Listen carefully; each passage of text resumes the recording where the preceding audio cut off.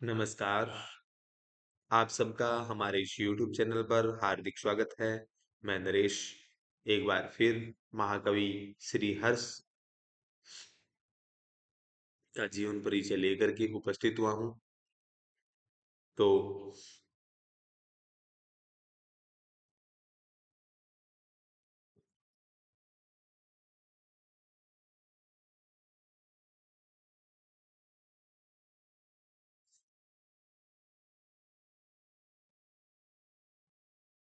महाकवि श्री हर्ष,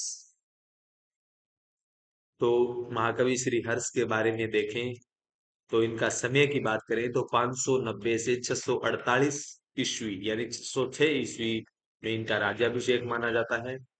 और हर्ष जो स्थानेश्वर के राजा थे, वो जन्म स्थान इनका स्थानेश्वर माना जाता है, थानेसर, जो हरियाणा में है, सरस्वती नदी के किनारे।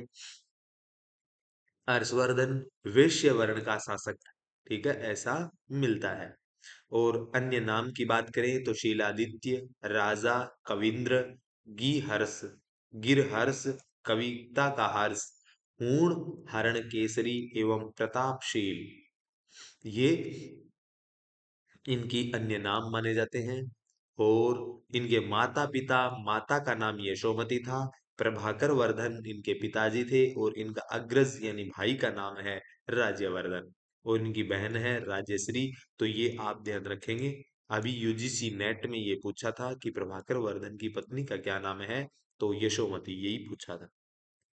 स्थान की बात करें तो कान्यकुब्ज इनके स्थान का नाम है, राजा श्रेय क्योंकि ये स्वयं राजा थे। ठीक है, तो आप हर्षवर्धन के बारे में जानते होंगे, महाकवि बाण भट्ट ने एक ग्रंथ लिखा है हर्षचरितम, तो उसमें इनसे संबंधित पर्याप्त जानकारी हमें मिलती है। ठीक है, तो ये इनकी अन्य नाम शिलादित्य, राजा, कविंद्र, गिरहर्ष, कविता कामिनी का हर्ष, पूर्ण, हरिकेसरी, प्रतापशील। ठीक है, माता पिता, माता का नाम यशोमती था, पिता प्रभाकर वर्धन, भाई राज्यवर्धन, अग्रजा श्री राज्य, श्रीमती राज्यश्री इनकी बहन थी। स्थान कान्यकुब्ज है, ये स्वयं राजा थे ऐसा मिलता है। इनकी कृतियों की बात करें तो इनकी कृतियों में सबसे प्रमुख है रत्नावली, जिसमें 4 अंक हैं, जिसका नायक है उदयन और नायिका रत्नावली है। और दूसरा है प्रियदर्शिका, जिसमें 4 अंक हैं, ये भी नाटिका है। और रत्नावली, ये भी नाटिका है। और नागानंद है, ये 5 अंकों का नाटक है। इसका नायक है जीमूत वाहन।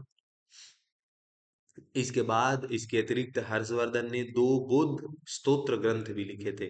तो इनके बारे में, इन तीनों के बारे में, तीनों से अलावा सुप्रभात स्तोत्र और अष्ट महाश्री चैतन्य स्तोत्र भी इन्होंने लिखे हैं, ऐसा माना जाता है। हर्षवर्धन के 2 दानपत्र अभिलेख भी प्राप्त हुए हैं, एक बांसखेड़ा में और एक मधुबनी, बिहार। बांसखेड़ा में भी एक इनका मिला है, और एक मधुबनी में भी इनका अभिलेख प्राप्त हुआ है, जो दान पत्र अभिलेख है।